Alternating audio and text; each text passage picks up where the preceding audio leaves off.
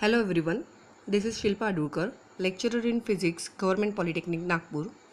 Today I will discuss about the carbon footprint calculation for the fulfillment of tasks given by International FDP on Environment and Sustainability carried out by D.Y. Patil College of Engineering Akurdi in association with United Nations Educational, Scientific and Cultural Organization and UNESCO.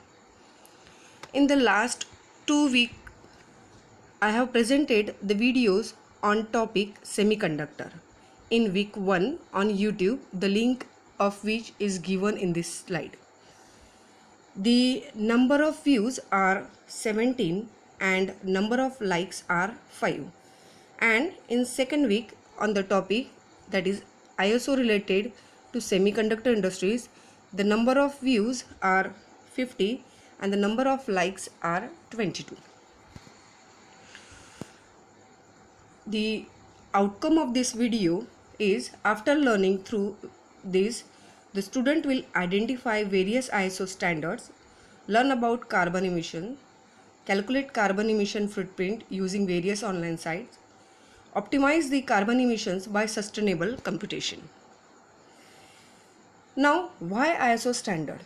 In week 2, I have presented the ISO used in semiconductor industries. According to the International Standards Organization, international standards brings technological, economic and societal benefits. They help to harmonize technical specifications of product and services, making industries more efficient and breaking down barriers to international trade. Conformity to international standards help reassure consumers that products are safe, efficient and good for environment.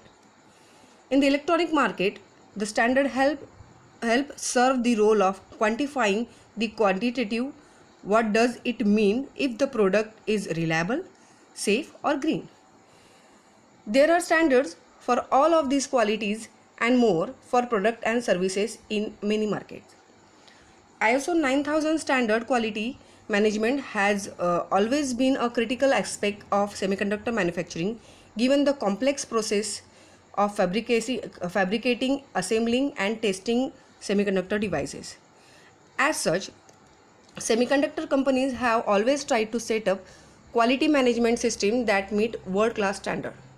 Over the last few years, the ISO 9000 have become the most popular quality standard in the semiconductor industry, with practically all major semiconductor companies rushing to get ISO 9000 certified. In fact, the semiconductor companies not ISO certified would find it difficult to do business, given that specification is a basic requirement of would-be customer.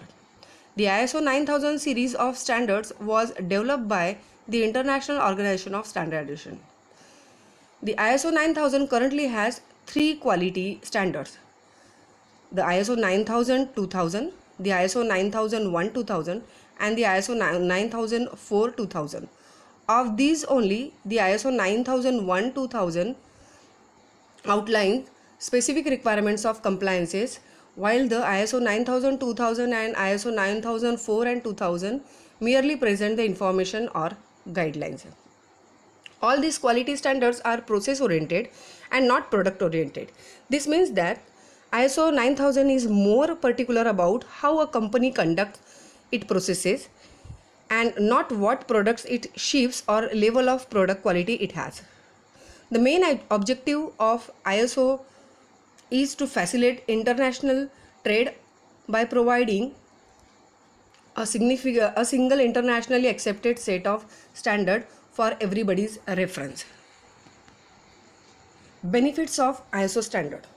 There are 8 benefits of ISO standards: managing regulatory requirements, quality, employee safety, meeting regulatory requirements, continual improvement, encouraging innovation, mitigation risk and facilitating trade.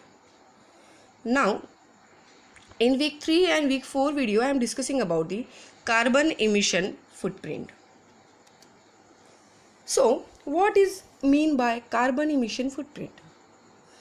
A carbon emission footprint is historically defined as the total greenhouse gas, that is nothing but the GHG emissions, caused by an individual, event, organization, or product expressed as carbon dioxide equivalent.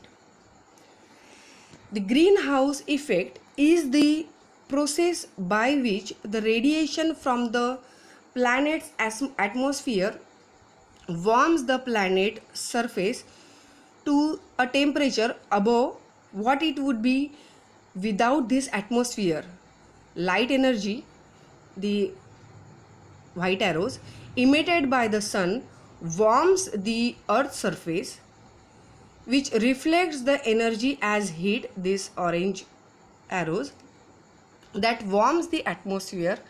Much of the heat is captured by the greenhouse gases molecules such as water, carbon dioxide, and methane. The causes of carbon emissions.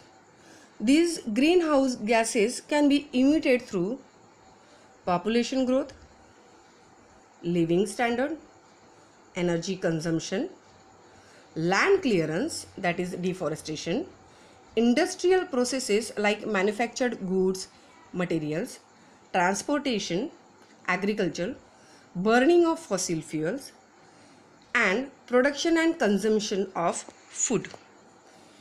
In most of the total carbon footprint cannot be calculated exactly because of inadequate knowledge of data about the complex interaction between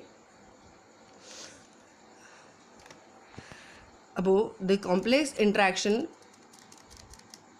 contributing process, including the influence of natural processes that store or release carbon dioxide.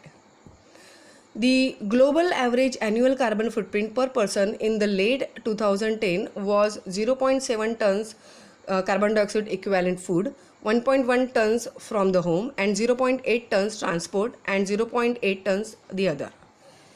Measuring carbon footprint.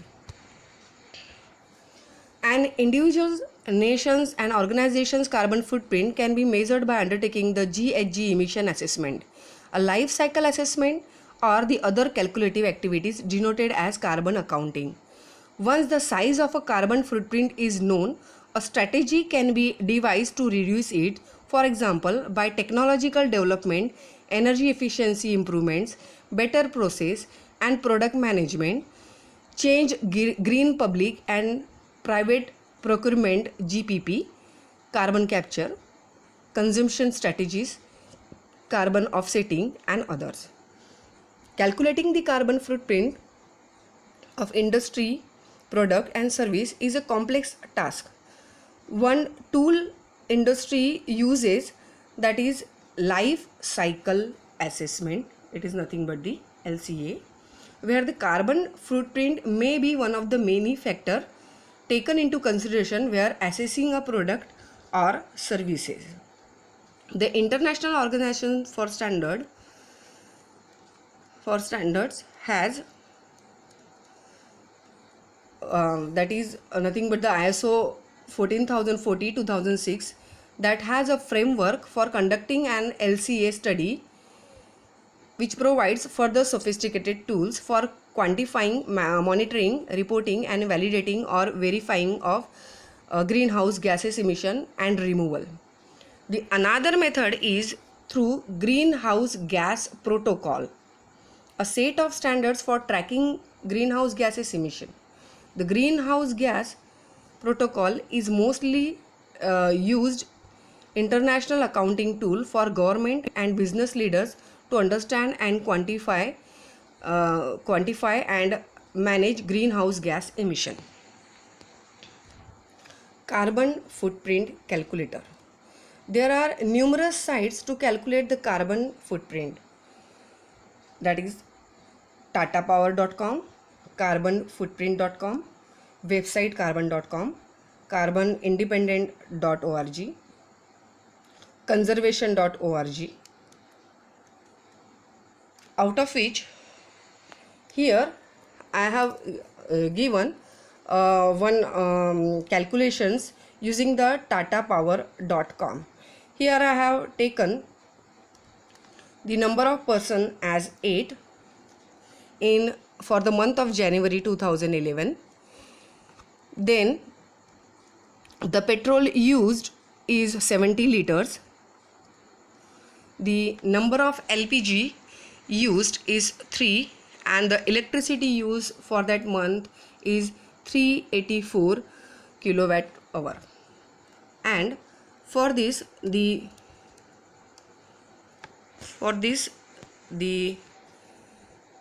my average annual carbon footprint in tons of CO2 is calculated as 2.66 tons of CO2. Next, the sustainable computing. The sustainable computing is the latest technology and it provides the environment for reduction of energy requirement and resource optimization in edge or cloud computing infrastructure.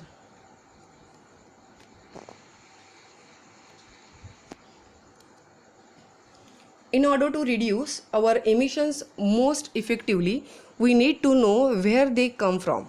Our study shows that our emissions come from 4 areas: transportation, home appliances and other energies, users in your home, your food and all the stuff you buy. The first one is transportation. The transportation is the biggest area and the vast majority comes from cars and trucks. Almost all of us, our cars are the single biggest personal contribution to the climate change.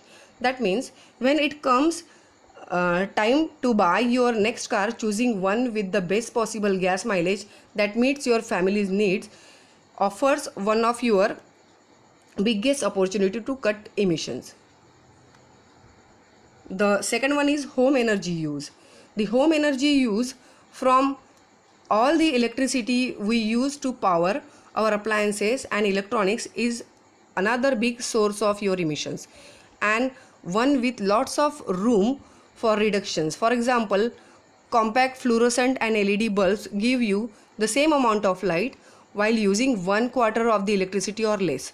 So you have to shut off your incandescent bulb entirely for 3 out of every 4 days to achieve the comparable saving. Next one is food. The food account for a sizable portion of our emissions. Of course, we all must eat, but if you want to make cuts here, your best option is to reduce your consumption of meat, especially beef. That's because a pound of this meat is responsible for some 18 times the emission of pound of the sabji roti. An average family of 4 that decides to cut their meal intake in half could avoid roughly 3 tons of emissions annually. The last is stuff we buy. From tangible items like clothes, furniture to services like haircut and healthcare accounts for the remainder of our personal emission. These purchases are spread across so many categories, it is hard to get sufficient reduction from single choice. That said, simply buying less stuff or purchasing recycled or reclaimed items can significantly trim your personal emissions.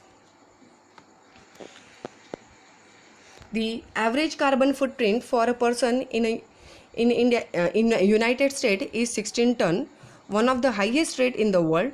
Globally, the average is closer to 4 tons.